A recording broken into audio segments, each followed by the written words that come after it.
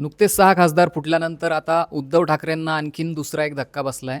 त्यांचे निकटवर्तीय आणि अत्यंत जवळचे असे समजले जाणारे सचिन अहिर हे विधान परिषदेचे आमदार आता शिंदे गटामध्ये दाखल झालेत. ते नुसते शिंदे गटात फक्त दाखलच झालेले नाही, तर उपसभापती पदासाठी त्यांनी शिंदे गटाकडून अर्जही भरलेला आहे. तर अशा प्रकारे ठाकरेंना सचिन अहिर यांच्या रूपाने हा दुसरा मोठा धक्का बसला आहे. पाहायला गेलं तर सचिन अहिर हे उद्धव ठाकरे आणि आदित्य ठाकरे यांचे अत्यंत निकटवर्तीय मानले जायचे. आदित्य ठाकरेंसोबत तर ते सावलीसारखे राहायचे असं त्यांच्याबद्दल बोललं जायचं. पण आता शिंदेंनी 6 खासदारांनंतर त्यांना हा जोरदार झटका दिलेला आहे. त्यांनी आज शिवसेनेच्या सगळ्या पदांचा राजीनामा दिलेला आहे. म्हणजे जे काही त्यांच्याकडे कामगार सेनेचे पदं वगैरे काही कार्यकारिणीचे पदं होते त्यांचा त्यांनी राजीनामा दिला आणि शिंदेंकडून त्यांनी उपसभापती पदासाठी अर्ज दाखल केला. त्यांचा अर्ज दाखल करताना देवेंद्र फडणवीस, उपमुख्यमंत्री एकनाथ शिंदे, सुनेत्रा पवार या देखील होत्या. एकंदरीतच ठाकरेंचे ज्या वेळेला खासदार फोडले गेले त्यानंतर अशी चर्चा रंगत होती की आता ठाकरेंचे आमदारही फोडले जाणार आहेत. आणि आता आपल्याला असं पाहायला मिळतंय हळूहळू की हा मोर्चा जो आहे शिंदेंनी ठाकरेंच्या आमदारांकडे वळवला आहे. आणि याचाच एक भाग म्हणून त्यांनी ठाकरेंच्या अत्यंत जवळचा म्हणजे मुंबईतलाच एक आमदार जो आहे विधान परिषदेचा तो फोडल्याचं आज चित्र आपल्याला पाहायला मिळतंय. दुसरीकडे चर्चा आता अशी रंगली आहे की त्यांना अपात्र केलं जाणार का, तर ही एक कायदेशीर बाब आहे.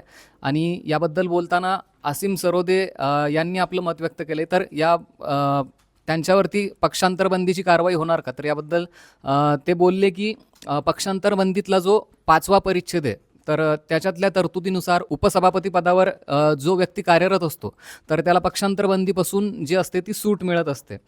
हे जे पदं असतात म्हणजे लोकसभा अध्यक्ष, विधान परिषदेचे अध्यक्ष, उपाध्यक्ष, सभापती, उपसभापती, तर या पदांवर नियुक्त झालेल्या व्यक्तींना जी असते तर ती अशा या पक्षांतरबंदीच्या कायद्यातून सूट दिलेली असते. आणि आता त्याचाच फायदा जो आहे तर तो सचिन अहिर यांना होणार आहे. त्यामुळे एकंदरीतच कायद्याच्या कचाट्यातून तर ते आता सुटलेले आहेत, म्हणजे त्यांचा मार्ग हा मोकळा झालेला आहे. दुसरीकडे पाहायला गेलं आता आपण तर शिंदेंनी जो आहे तो त्यांचा गेम सुरू ठेवलेला आहे.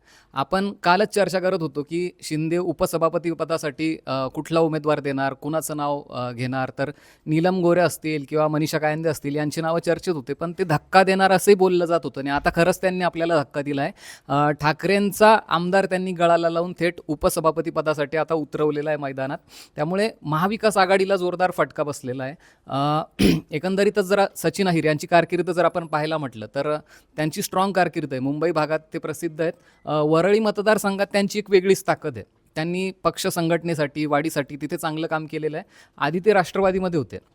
एकंदरीत पाहायला गेलं तर 93 साली राष्ट्रीय मिल मजदूर या संघटनेपासून त्यांनी त्यांच्या कारकिर्दीची सुरुवात केलेली आहे. सुरुवातीला त्यांनी सचिव म्हणून काम पाहिलं, त्यानंतर अध्यक्ष म्हणून त्यांनी काम चालू केलं. त्यानंतर 1996ला त्यांनी महाराष्ट्र राज्य राष्ट्रीय कामगार संघाचं नेतृत्व केलं. त्यानंतर माझगाव डॉक, महिंद्रा अँड महिंद्रा यांसारख्या संस्थांमधले जे कामगार होते त्यांचं नेतृत्वही त्यांनी केलं. 1999 ते 2019 या काळात ते राष्ट्रवादीमध्ये होते. त्यानंतर त्यांनी शिवसेनेमध्ये प्रवेश केला आणि त्यानंतर 2022मध्ये ते विधान परिषदेचे आमदार झाले होते आणि आतापर्यंत त्यांचा कार्यकाळ हा सुरू होता.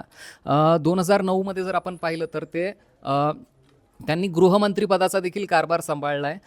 उद्धव ठाकरे यांनी 2020मध्ये त्यांची शिवसेनेची उपनेते म्हणून निवड केली होती. आता सचिन अहिर यांनी मात्र शिवसेना ठाकरे गटातून त्यांच्या सगळ्या या पदांचा जो आहे तो राजीनामा दिला आहे. वरळी मतदारसंघाचा जर विचार केला तर यामधून आता ठाकरेंना मोठा धक्का बसला. याचं कारण असं आहे की वरळी हा मतदारसंघ सध्या आदित्य ठाकरेंचा मतदारसंघ आहे. आणि आता जर शिंदेंनी 2029च्या निवडणुकीत आपला मोहरा म्हणून जर अहिरांना ठाकरेंच्या विरोधात उतरवलं तर मात्र ठाकरेंसाठी ही मोठी अडचण होऊ शकते आणि एक मोठं आव्हान त्यांना सचिन अहिर यांच्या रूपाने दिलं जाऊ शकतं. असाही एक संबंध लावता येऊ शकतो. याबाबत शिंदे अजून फिक्स काही स्टेटमेंट त्यांचं नसलं तरी पत्रकार परिषदेतून त्यांनी तसे संकेत दिलेलेच आहेत. याबद्दल ते ठोस जरी बोलले नसले तरी. दुसरीकडे एक इंटरेस्टिंग मुद्दा आता असा आहे की अरुण गवळींशी जे आहे तर ते सचिन अहिर यांचं नातं आहे. अहिर हे गवळींचे भाचे मानले जातात. डॅडींची जी बहीण होती आशालता यांचे ते पुत्र म्हणून ओळखले जातात. आणि वरळी मतदारसंघातला त्यांचा दबदबा पाहता आता ठाकरेंसाठी भविष्यात नेमकं काय वाढून ठेवलं आहे हे पाहणं आता महत्त्वाचं असणार आहे.